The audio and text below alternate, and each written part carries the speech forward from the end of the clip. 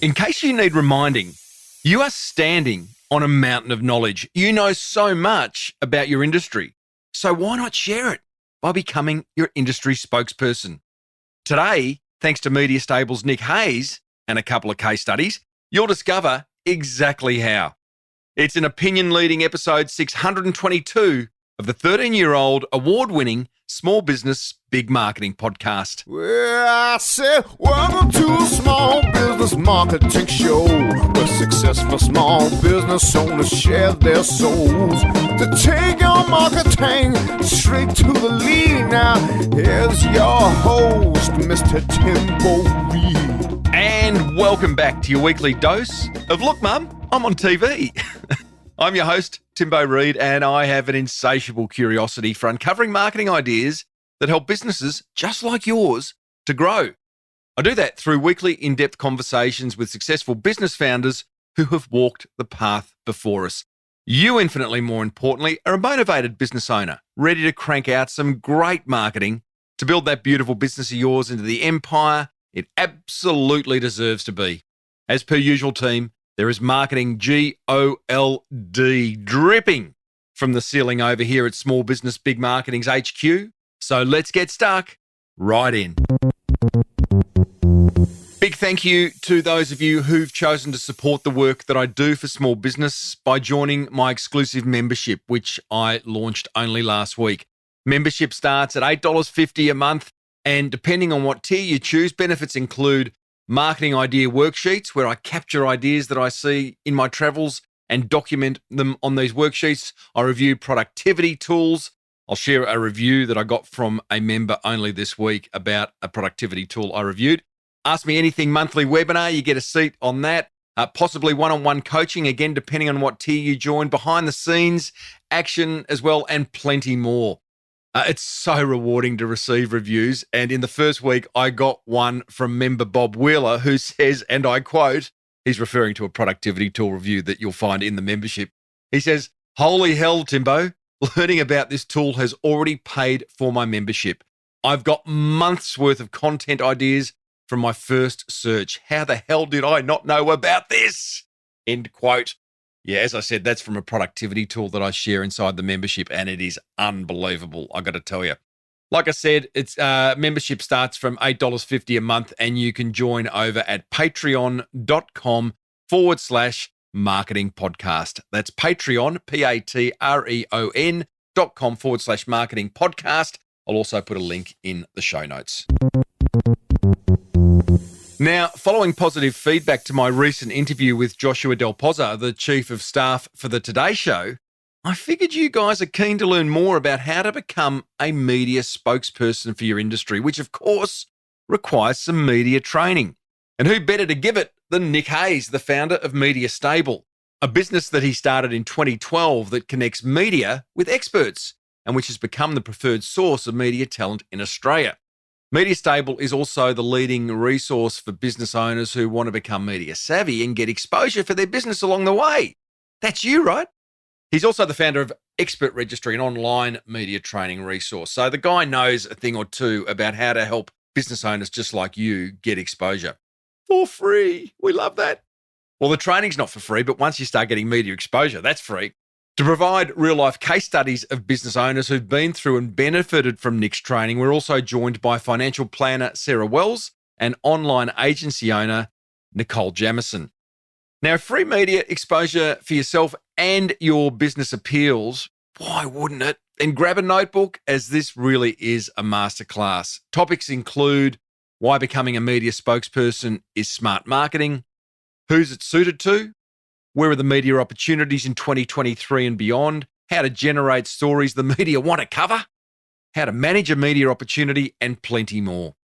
I started off by asking Nick to define the media in 2023. I don't think that there has been a change in the way that the media landscape has evolved so quickly in the last 3 years compared to the last 20 years. There's so much competition that media is presenting to the consumer at the other end that we've just got so much choice. And online media has been very, very popular. I don't think there's anyone in the room or anyone that's listening to this that doesn't have a Netflix account or doesn't have a streaming service that is going through their homes, at their work, etc. So media today, to me, is a lot of content. It's a lot of information. It is storytelling that is going out to audiences. It's just the consumer at the other end that's got so much choice to decide which media they decide to work with. And there's a lot of it. Social media, new media, traditional media. To me, Timbo, it's all media. Where are the quality opportunities these days? Now, that's a broad question because it probably depends on what industry you're in. But as a business owner looking for coverage, should I be looking to, well, clearly podcasting, number one, but is it YouTube? Is it TV? Is it radio? Where are the quality opportunities? The quality opportunities are very subjective to the expert or the commentator or the industry that you're working in.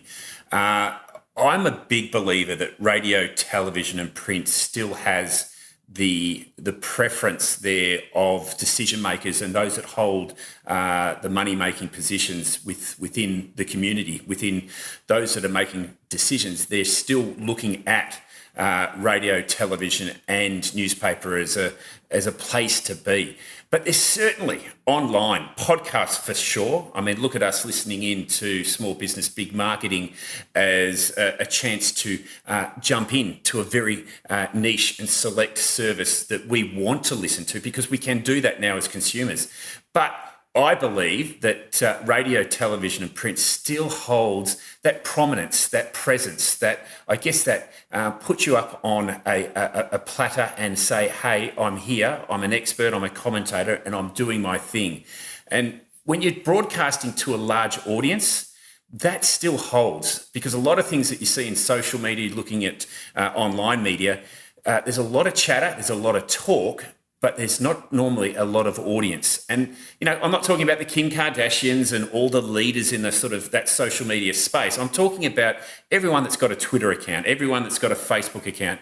You've got an opportunity to broadcast your opinion, your position and view, but you don't necessarily have an audience. And I think a lot of the media that are out there today, whether it is radio, television, print, you get in there, you get to their audience, but the most important thing, Tim, is how to use it afterwards, because at the end of the day, you might be on the front page of the West Australian or the front page of the Herald Sun, but if your target market and audience is just 30 people, you're better off sending that to them, that article to them and letting them know that you were there as opposed to them, you know, maybe by luck or chance finding them. Keep your powder dry on that a little bit, Nick, because I want to talk about the repurposing of a media appearance later, and I'm guessing Nicole and Sarah have got examples of how they've done it, because the media appearance alone is great, but how do you make best use of it afterwards? I know, Nicole, being a social media expert, you've got a whole lot of cameras set up for this interview alone. Good on you for doing that. Yeah, well, you've got to make hay while the sun is shining. So you've got to think about how you're going to repurpose it and make sure that you're capturing it in the format that your audience is going to consume it. So, yeah. Mm-hmm. No, I love that. Let's talk about repurposing later. I'm very interested, and I'm sure those listening are, to understand how does the media work? Newsrooms have got smaller. Content is just prolific. There is no shortage of content out there. Journos are under the pump. They're not wanting to be taken to lunch. So how does the media work these days from the angle of a business owner wanting to get coverage? It all comes down to good content. It comes down to good relationships. And it also comes around the stories that you're committing or connecting to another audience. And look, that hasn't changed at all. It hasn't changed at all over all the time that print was first designed and radio was first discovered and television's been working. It is just a time factor that is just so critical and crucial for the media at the other end. You had Josh Del Pozo on last year from the Today Show, and what a wonderful insight behind a chief of staff working behind a very popular breakfast program. And you got an insight as to sort of how he picks and chooses his stories. And Josh has been working with us on Meet the Media and talking to audiences and educating them on how to make their way through and to get on the show, because they're looking for certain things, certain elements of a story that's going to make their audience appreciate it, feel educated, informed, and even entertained. So you've got to find those elements to get through to that media. And I think that, look, today, there's just so much choice that we've got. There's so many opportunities for business owners. They're all experts in their own right. They've been working in, for a lot of the people that are listening here today is that, they're probably working in their industry up to 15, 20 odd years. They are good at what they do, and they're probably wondering, well, how do I make breakthrough to media? You just got to put your hand up. You've got to be good at it, and you've got to want to do it. Well, let's go to Nicole and Sarah. How did you first realise that, hey, a bit of media training and getting some media appearances for your businesses would be a good idea? Why don't we start with you, Sarah? Well, for me, I was really fortunate. I got involved in an ANZ Doyen program back in about, I think, 2018, 2019, and it was all about elevating women's voices in finance. And one of the women that ran it had a media background. And what I realised was sitting in a room full of women is we all had great messages. We all had a great voice. What we didn't do was we didn't elevate it. So, always love a challenge, took some time, reflected and thought, you know what? I really want to take my voice and see where it can go, and asked a few people around, and Media Stable was suggested to me, had a conversation with the great Nick, and the rest is history.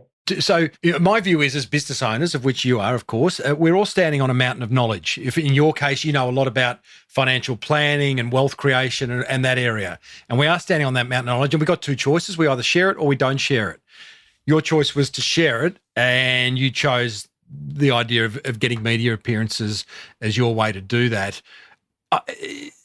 Weird question, Sarah, and I want you to answer as well, Nicole. Was there ego involved? Not for me. I actually know. I've seen some disaster stories about people kind of getting very popular and very obvious in the media very quickly. So I was very happy sitting behind my computer and being behind the camera. And keeping your head low? Yes, very low, and being behind the camera and not in front of it. But what I have realised, and I've seen the writing on the wall for a couple of years, is that without a personal brand to support your actual business, sometimes you don't have that really good foundation to push it forward. I think you see a lot of that with personal brands being the foundation for instant success for a business brand recently.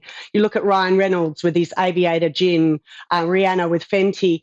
Normal businesses are competing with these personal brands that are so big now that we kind of have to look at it and look at not only what we can contribute and share in the public space, such as media, but also how are we going to keep that sustained business competition with all these other brands that pop up that have a personal brand, a really strong one behind it. I found that with podcasting. I mean, I started this show 13 years ago, and back then, I mean, you still had to create good content, but I found it relatively easy to rank well back then it was the Apple iTunes charts. Now, not only is every man and his dog podcasting, but you've got radio networks repurposing all their content into podcasts. Their content is always led by, well-known people. So now, like you say, we're competing against bigger personal brands than we ever have in the past, which makes it a little bit harder, but it's kind of good in a way because it puts the pressure on you to create good content. And that's why I have good guests. Yeah. Sarah, anything to add to that? Look, from my perspective, you spoke about ego, and I think for all of us, there is a little bit of ego in it when it comes to being able to put yourself Bloody out oath. there. And it's not a dirty word. No, but be willing to take the personal criticism. So, I wanted to get into media really to kind of show other people, and particularly other women, that if I can do it, anyone can do it. Really, if you take the time, invest in yourself, we all have an abundance of knowledge, but it's how you contextualize it. And also it's about real people having real conversations. So like I mentioned to you before, the one thing I wanted to get out of my time in media and investing in it, making myself available, is to get every person in Australia having the courage to have conversations about money. It shouldn't be taboo. It shouldn't be something that we're ashamed of. We've got some pretty scary financial literacy stats here in Australia. So even if it's just getting, every person to invest. So one of the things I came up with is like a 10,000 second challenge, which is like 2.7 hours a week just to learn about financial literacy. So if it means I've got to take time to chat on a radio, do a podcast, or go into a TV studio and make myself available, for me, kind of makes me feel like I'm doing something good, plus having a lot of fun at the same time. Having a why, dare I put it into Simon Sinek language, but that's what it is. So yeah, you got to have Simon. Your why has to be right. For me, it wasn't about building my business brand. It was about building my credibility. So if I could have a platform to use my voice, I had to build the credibility with the audience. And I also had to understand them. I had to earn the right for them to take the time to listen. And I think that's where, Nick was alluding to before, there is so much content out there. There is so many people out there sharing their opinion. And what you really have to do is earn the right to have the opportunity to use your voice. Well said. Nick, is media training and media appearances for any type of business owner? Or have you, in your experience with media stable, realise that there is a certain personality? Do you have to be an A-type personality? Do you have to be an extrovert? Who's it suited to? Oh, look, it's suited to everyone. I think you've got to just have a few characteristics and a few drivers behind you to want to do it. So the want has to be there. You want to be able to. You want someone that is willing and prepared to put their hand up and say, yes, I want to be a spokesperson for my industry. I believe that I've done enough. I've got enough track record and history behind me to be a spokesperson, or at least be a thought leader, a visionary, or someone that's leading the pathway to do that. The other side of it is, it's a bit like a game of tennis, Timbo. I don't know what your tennis game's like these days, but, you want a bit of training. You want to keep practicing, and things do change in the game. I'm not sure Pat Cash would have been able to, compete in the Australian Open this year, even if he's the younger version of it, because the game has just changed so much. So media training's critical there. And look, the other people that I believe that every business owner almost needs to go through some sort of training process there, just to communicate better, not just to media, but to their clients, to their target audience, to, on a speaking circuit, if they're up presenting or they've got to put themselves out, that really does help give them the tools and the skills to communicate and get their message heard. 100%. Amazingly, as we are speaking, there's a fellow calling me. He's my mortgage broker, and I was going to use him. It's incredible. He hardly ever calls me, but I was going to use him as an example. He does media. Now, with all respect, and I've said this to him face to face, he's not the most exciting bloke going around. He's dry. He just loves numbers. And I said to him once, you should be doing video, you should be doing media appearances. And he said, oh, yeah, but I'm a bit boring. And I was like, his name's Grant. I said, Grant, all I want from a mortgage broker is a numbers nerd. So play the nerd card every day of the week and the media will love you. And he's done that. And he creates these great videos. He doesn't try to be anyone but himself. And I think there's a lot of comfort in that, knowing that you don't have to be some performer in order to be a spokesperson for your industry. Nicole and Sarah, have you found that in your, I kind of get the feeling you are both sort of extroverts, but, have you found that, this could be for anyone, this media training stick? Look, I think I identify as an extroverted introvert. So I'm quite shy, but what I learned a long time ago is if you want to be heard, you've got to invest and you've got to learn to train yourself. So you either got to go out and invest in education, you've got to do stuff. And what I will say about media training, because I was lucky, I did a little bit when I was younger, because I think I always wanted to grow up and be Sandra Sully. Absolutely loved her. And it helped me in so many areas of the rest of my life. Like I come from a mortgage broking background. I totally agree. You want someone that has an ability to understand numbers, but you also need someone that has the ability to take complex, concepts and be able to put it into relatable terms. And that's what media does. I thought when I first started doing media, it was all about, how smart I looked or how smart I sounded. What I gauge my success now on is, have I got a message across to an everyday Australian who can go and make a meaningful change in their life and look back 12 months later and go, you know what? I'm glad I took 60 seconds, 2 minutes, 3 minutes out of my day and listened to that chick on TV. It's made a difference in my life. And that's why I think media is super powerful when you want to engage and also influence your audience. But whether you never get on TV because, not everyone's going to, whether it be you're in an ability to be a spokesperson for your community, your sports club, or whether, you decide just to make a passion of yours and go out into a platform and do it, media training will help you in so many aspects of your own life. I couldn't agree more. And just to add to that, I in my days working in corporate, one of them 14 years at a large advertising agency, and every single year they put us through a public speaking course. And at the time, it was actually quite nerve-wracking, and all we were ever doing was presenting to clients. We're presenting strategy and creative and concepts, etc. But boy, oh boy, it helped me in so many. I didn't realise at the time, but again, so many aspects of my life. So if there are people listening, there are business owners listening who just want to learn to articulate their message, learn to be more economical with their words, learn to be able to pitch their business in a convincing, genuine way, then whether you do some kind of media training at Media Stable or Expert Registry, which is another one of Nick's online training products, or just go and get some public speaking training, it's just invaluable. And so, as you say, in so many aspects of your life. Nick, what's in it for the average? In fact, I'll ask that question second. First of all, what do the media expect from a business owner who's putting their hand up and saying, hey, I'll represent my industry? Well, they expect them to be competent. They expect them to be able to deliver. And as Sarah was saying, able to communicate in layman's terms a very message that just anyone can actually understand. It's not about being the smartest person in the room. It's about delivering the content in the way that you can reach an audience and they can understand what you're talking about.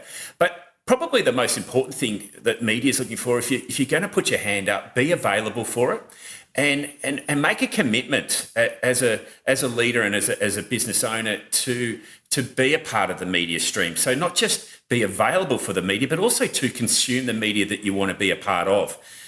There's nothing more frustrating for a media outlet to talk to an expert that's talking in highbrow language when they're talking FM and they want to have a bit of fun, sort of thing.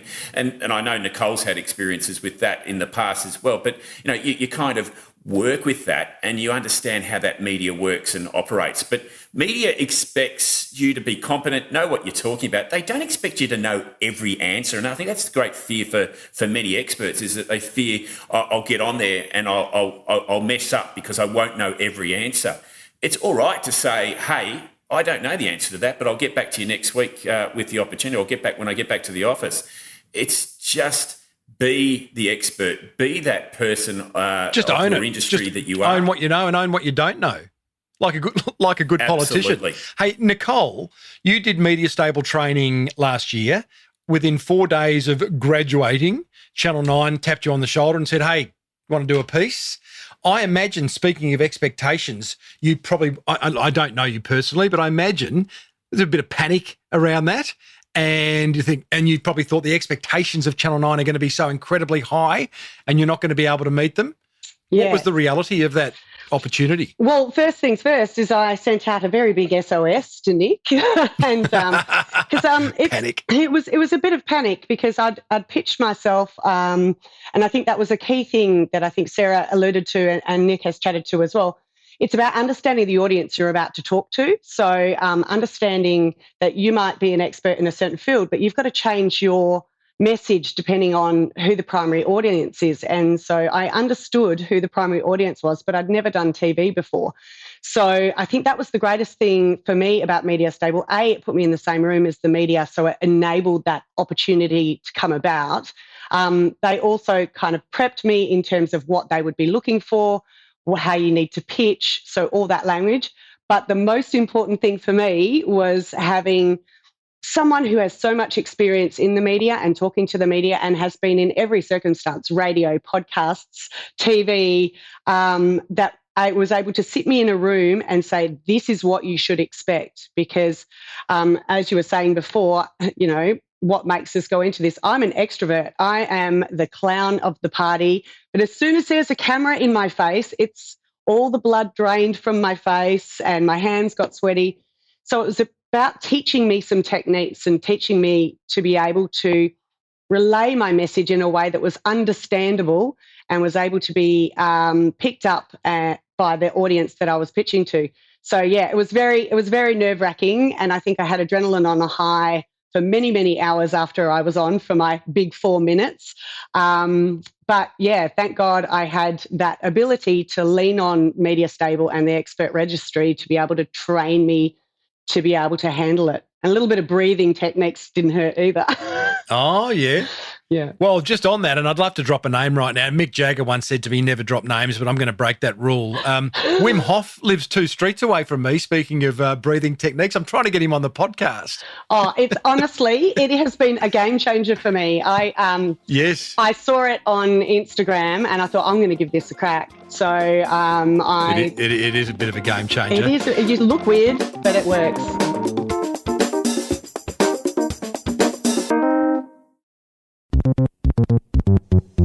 Sarah, your media training days, can you think of the number one was there an epiphany in the way you presented yourself or your information or showed up for a job like an opportunity like this? What was your number one learning? Look, I don't know if I can distill it down to just one thing, but what I realised was the most important thing was just to be myself and to ask what the team wants. Ask the producer, ask the presenter, find out what audience they have, what they need from me, rather than what I need from them, but, what they need from me and how I can best make it successful for them. Once I got into that mindset and thought less about how I'd look and more about getting the message across, I just found that you find your groove and you relax because you're not thinking about yourself. Great advice. Great advice. Get out of your own head. I always say that, even like when I doing a keynote at a conference, get super nervous. But if I remind myself that I know just a little bit more than those in the audience, and by me sharing my knowledge, they're going to be better off, it kind of gives a sense of humility and sort of motivates you to do a really good job, it makes life a whole lot easier, really. It does. And the other thing I realised is when on radio or TV, it's a little bit different when you're writing for print. But an audience just appreciates an authentic, real person. Media has changed a lot. We've gone away from these overly crafted, heavily scripted, very professional, almost stone-faced. They want emotion. They want tone. They want you to appear real so they can relate to you. Media is more about relating now than being spoken to. It's like that classic bloopers clip where you see, I can't remember who the guy was. He was a leading economist or someone, and he was doing an interview on Skype in his study, and he had a young 3 or 4-year-old who was being minded by the nanny, and the kid escaped. Has anyone seen this, or am I? Yeah, and it dragged out by the nanny. Yeah, it's very funny. I'll actually put a link into that video in the show notes because he absolutely cracks it. Yeah. What he should have done, and that probably damaged his personal brand. He cracks it at the kid. He cracks it at the nanny. What he should have done was make a joke of it. Hey, gotta love a bit of live TV. Anything can happen. But, fast forward after the initial shock, and there might have been a little bit of damage, but then all of a sudden it becomes relatable because then everyone shares those moments they have. I mean, absolutely. We all went through the pandemic, and trust me, we had moments where, Skype and Teams, it wasn't professional. There were children coming in, there were dogs barking, there were delivery people at the door. We all realised that really underneath the screen, we're all real people having real problems every day. So the lesson is, it's not about us. It's not about you, whoever's doing the media appearance. It's about the knowledge you're sharing and the difference you're making to those listening, watching, or reading. Hey, Nick, at Media Stable, you say you need to actively get involved in generating ideas for stories and writing content if you're a business owner who wants to get coverage. How does the average business owner go and generate ideas and stories and compelling content? Well, Tim, they're doing it every day. They probably don't even realise that they're doing it every day, whether they're talking to a colleague about the issues of the industry and what's happening or what's coming up next month, or, what is troubling their target market, or how can we fix a certain problem or issue. So they're probably doing it every day and not realising they're doing it. They've just got to document it, or at least realise that, hey, if we're talking about this, maybe some of our clients or maybe some of our audience should be talking about it as well. One of the great things that I love about and what the girls, Sarah and Nicole, have discussed today is that they're authentically them. They're doing everything themselves. They understand that the content that they're producing is purely them, and it's so genuine that the business owner that's out there listening now, they are creating content. They just don't realise they are, or they're just not documenting it. And it is as simple as writing down 100 words around a topic or issue that they've got and their opinion and position on it. And it is a very good chance that it might be just as relevant for a mainstream television station, mainstream radio, community radio, or print or online. There's lots of opportunities. They've just got to work out how their content engine's working or how they produce it and extract it from themselves and their team. They can do it, and they can do it every day. Nick, we talked earlier about, mass media and where are the quality opportunities. Just a thought that came to mind. I know for a fact there's a number of journos that listen to this podcast, and often, or not often, but an unusual amount of times I then see my guests appearing on bigger media. Might be in the newspaper, might be a TV segment, radio, whatever it may be. It would be fair to say to those business owners listening that want to get media coverage, shoot for the stars and land on the moon. So the stars might be, the Today Show, a national TV program. But hey, what if you got a bit of coverage in your local paper? Because sometimes journos from bigger media are reading those stories. Would that be a fair comment? Oh, you're absolutely spot on. In fact, you just getting your foot in the door with any form of media is just critical and crucial for all business owners. And when your audience is reading maybe a community newspaper, they're not defining as to whether it's a mainstream, AFR or a Herald Sun or the Sydney Morning Herald. They're reading the content because it's in a published media that is available to everyone. So it's not just a mass-produced marketing piece of material. This is real news. So this is available and this is ready for everyone to do. They've just got to be ready and willing and wanting to do it. And any media, I say any media is good media. I've never knocked back a media interview, and I'm so glad Sarah and Nicole, they're very keen never to knock back a media engagement. Really? You say yes to every media opportunity? Absolutely. Absolutely say yes, especially at the start, because you think about, you were saying, you asked Nick before about how do you find content in your everyday as a business owner.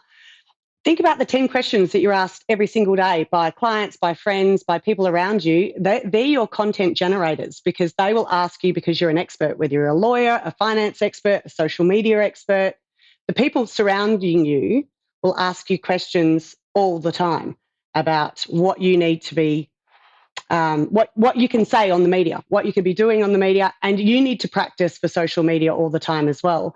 So that was my reason to get into the media, to practice social media, but also to find questions. Okay, just on that though, so you're all agreeing. Sarah, do you agree that you should say yes to every opportunity? Yeah, you got to say yes to every opportunity. Within reason. Okay. So many years ago, and I might have been wrong in doing this. In a previous life, I looked after a young fellow, Jesse Martin, who was the kid who sailed solo and unassisted around the world. He came back from that adventure and started another adventure, which involved a boat of 5 young people sailing the seas and documenting the lives of young people in other cultures. Great idea. Did a bucket load of media. But we got a phone call from a current affair, which for those overseas is often exposes the negative sides of things. And sometimes they should. But we said no to it because although we had nothing to hide, we didn't want them going and finding something that actually wasn't true. Would have been great exposure, but we said no to it. Nick, should we have said yes to that? That is probably the one program I think you might have made the right decision there, Timbo. Thank you, Nick. Look, A Current Affair is well known for chasing down people outside courtrooms and asking the questions and the cameras chasing after them. It's got a type of audience and a program format that's designed for that. But having said that, Tim, I think that, you might have missed a national opportunity to put forward your position and view. Now, whether that is mixed up, see, most media are not there to throw you under the bus. You have certain things that you can control, and that's part of the media training, is understanding what spaces that you can control. But with a program like A Current Affair, there's no bigger audience. And, if you went in it with the right frame and even asked the producer, what line and direction are you looking to take with this piece?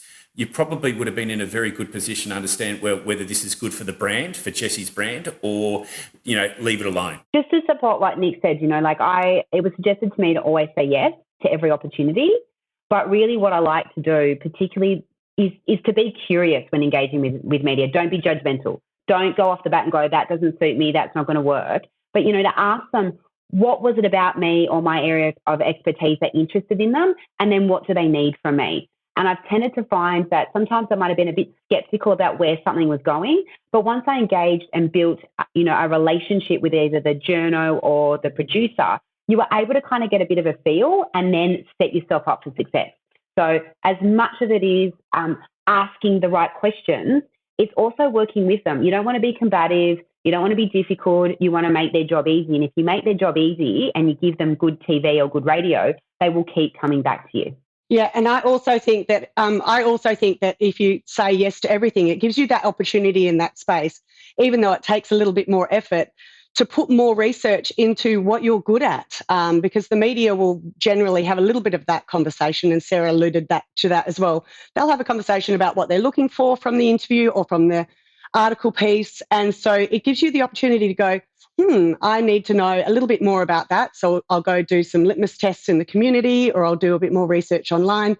So you're stretching your knowledge base as well, simply by getting an opportunity, not saying no to opportunities in the media. They ask you different questions. So the lesson there is sharpen your sword on the stone of the media. Use it to learn, use it to improve, and you'll get better and better.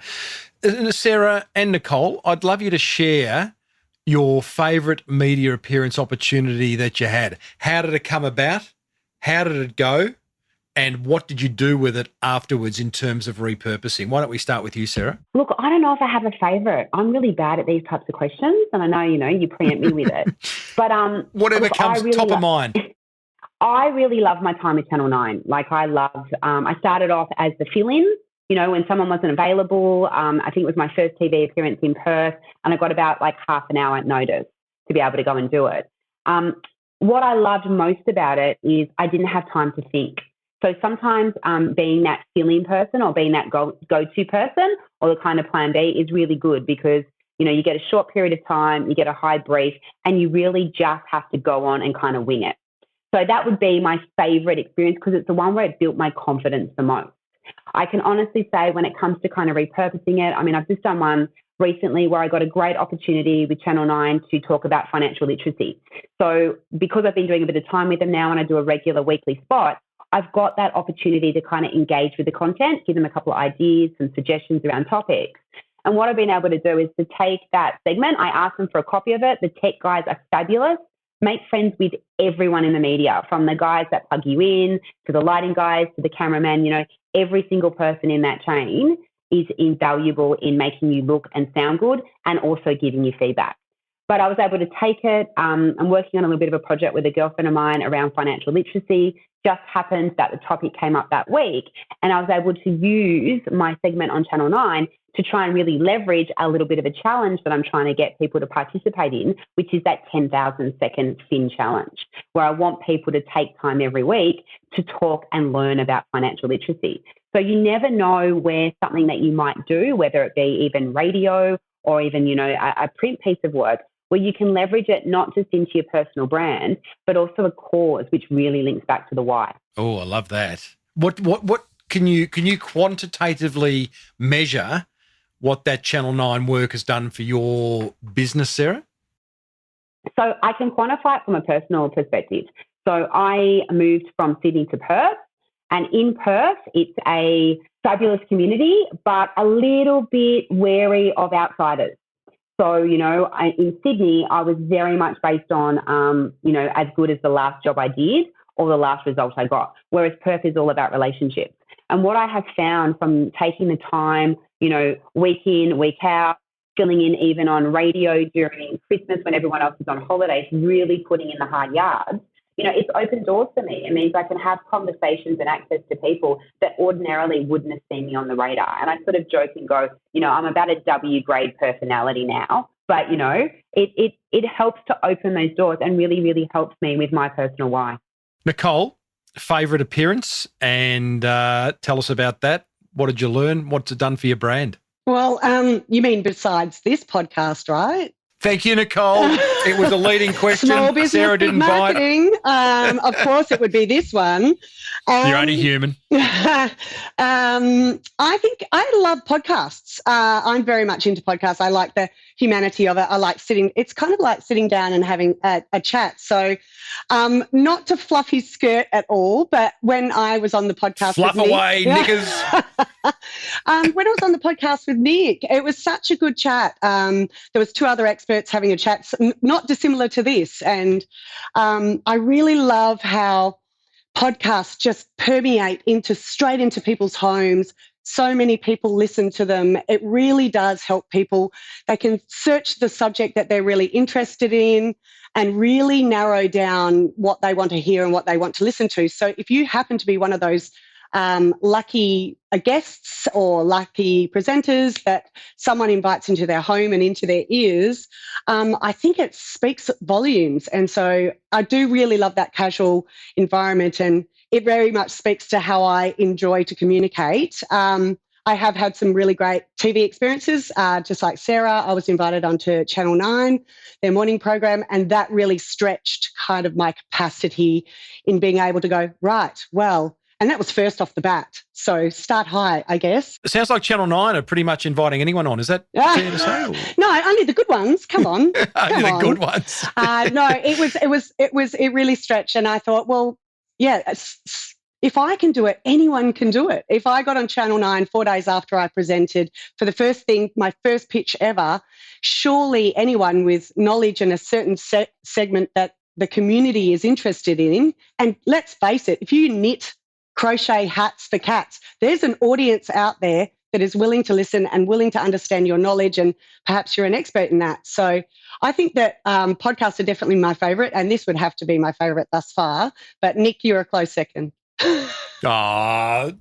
Hey, do you want to respond to that, Nick, or do I need to? No, leave it there. I think she said it beautifully. And, look, this is a big honour for all of us, and we're very excited. Oh, here we go, fluffing the skirt up. Nick, what about you, mate? You've been in the media for a long time. What can you reflect on, an appearance where, good, bad, or indifferent that maybe, it's hard to get rid of? Yeah, I've done a lot of media across the country, and I think probably my favourite piece, I love doing TV, even though I've got to lose about 15 kilos to make myself look a little better. But that's just the ego talking, Timbo.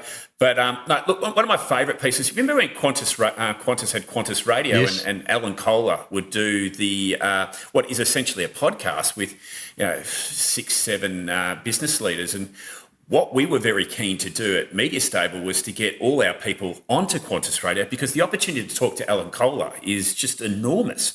And Alan sent me an email back and said, Nick, this sounds very interesting, but first I'd like to get you on the show. You couldn't have got me on a flight quick enough to Sydney to sit down with the great man and have 8 minutes conversation with him, which was just superb. He's powerful. He's very, very smart. Only second to you, Timbo, but he's the guy that put us on the map, I suppose, because I was getting calls from Hong Kong. I was getting calls from all across the country going, "Hey, Nick, how do I get into the Media Stable? Because listen to your piece. because, we've got so much competition with media at the moment. We can listen and we can watch anything. But when you were in a plane back in those days, and it's only a couple of years ago, it's not that long ago, you were very much restricted. You couldn't even take a phone wouldn't work. There was no internet. It was one of the great sanctuaries for business people just to take some time off away from the internet. But that program was listened to by so many business people over that 1 month that the amount of inquiries was through the roof. But it was a great opportunity, and I formed a friendship with Alan Kohler and had him on Meet the Media a good couple of times. Oh, that's awesome. He's a legend, and it was probably one of my favourite media moments. Guys, great to chat to all of you and get some insights into how to get into the media, and once you get into the media, how to make best use of it for your business and your personal brand. I'm going to break all the rules here by asking you to leave us with one tip each for those business owners listening who are sort of sitting on the fence, umming and ahhing as to whether it's something they should do. They're already flat out. They don't have time for this. Why should they pursue media training and exposure? Start with you, Nicole. Well, I think that it's important to raise your personal brand. I am very much about making sure that I have a voice in the community, because there is a lot of people in social media right now, and there's a lot of different opinions and there's a lot of different ways of doing it. I feel like that I have a particular brand of social media that we do for our clients, and I think that for me to be able to pop my head above the noise it's very important to use the media and leverage the media to be able to do that. I also think that, you look at every business, pretty much most businesses need to be on social media these days to survive, at least 3 channels. So you're having to create that content anyway. Wow. That's a conversation for another time. That is. About 60% of the audience have just fainted. Yeah, I know, but there is a way.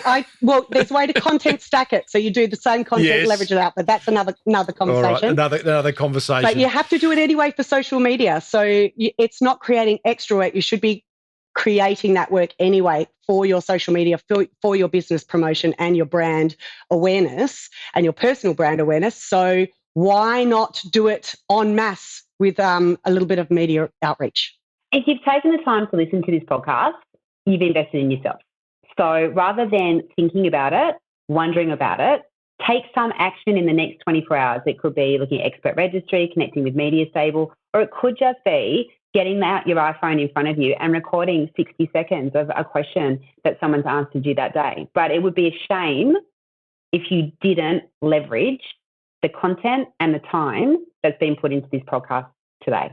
Oh, Timbo, I think a lot of people are fearful about media just because they don't think they're going to be any good at it. They fear what people are going to say about them. They fear about their industry. They fear everything. But I think the greatest thing here is to just put that fear aside and own it. Put your hand up and say, yes, I am an expert. I am a commentator. I am someone in my industry that has a voice, that has the right to present and almost has a responsibility to educate the future coming through of how the industry has worked and how it is going to play out, because there's such an important role there. So put your hand up. Don't be fearful, because with a bit of training, it's not about delivering your best performance. It's not about being the perfect delivery of a piece. It's just about understanding what's expected of you in the media. And if you know that, you're always going to get your best performance. You're going to be able to deliver it, and you're going to give your personal brand and your business brand a massive boost. Love it. And speaking of training, for those listening, Nick is offering a very generous 50% discount off his online media training course, which normally retails for $900.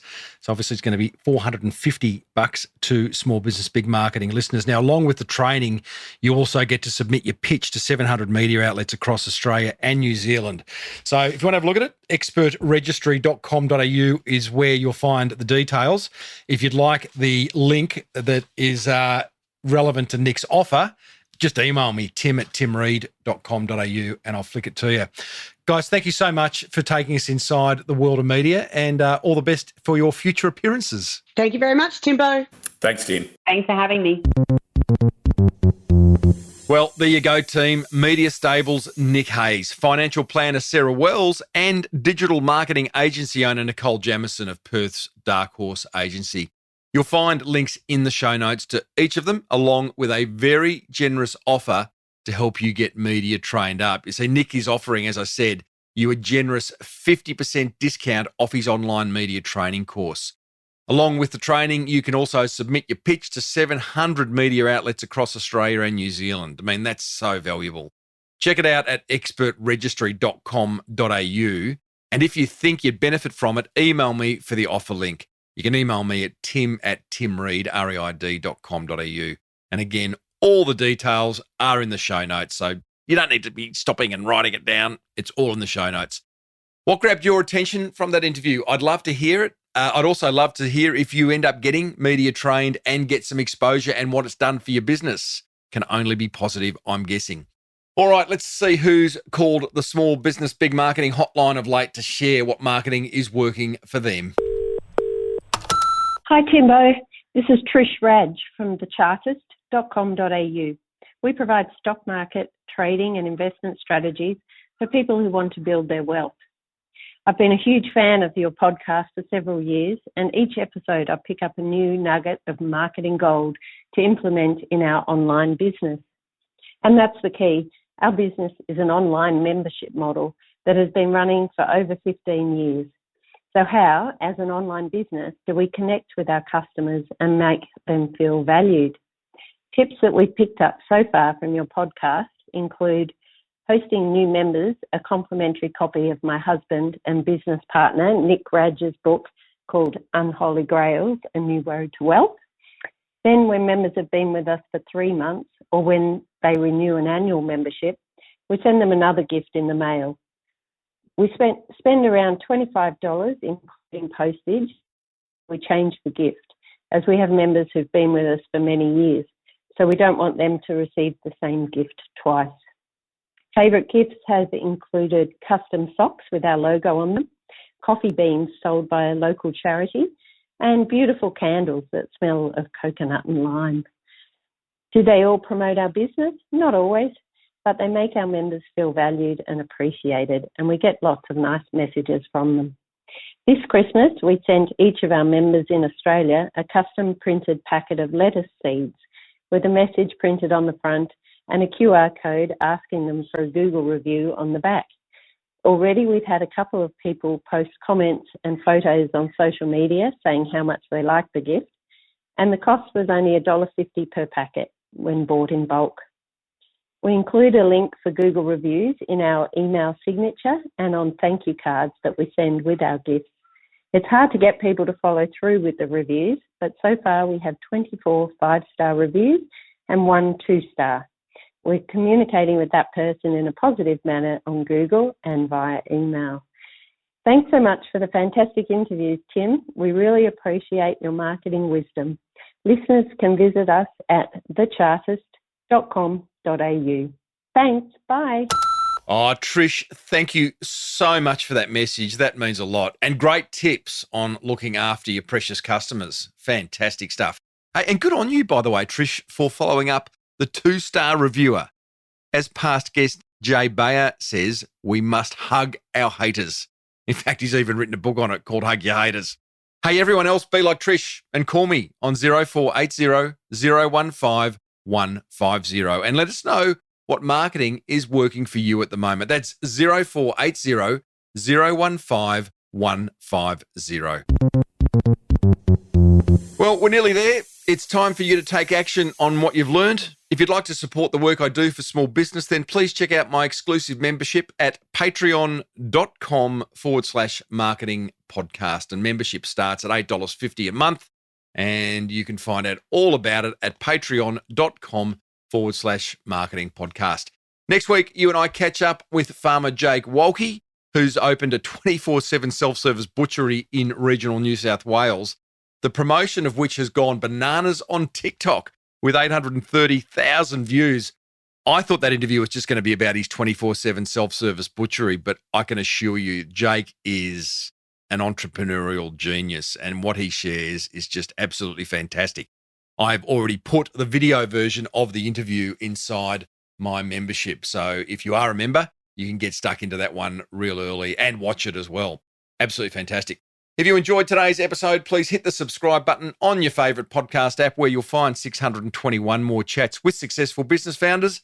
Big thanks to editor Alex Amster for stitching the marketing gold together, and to our in-house rock star Lockie Doley for the tunes you hear at the start and underscoring the show throughout. Most importantly, big thanks to you for tuning in. May your marketing be the absolute best marketing. Bye for now.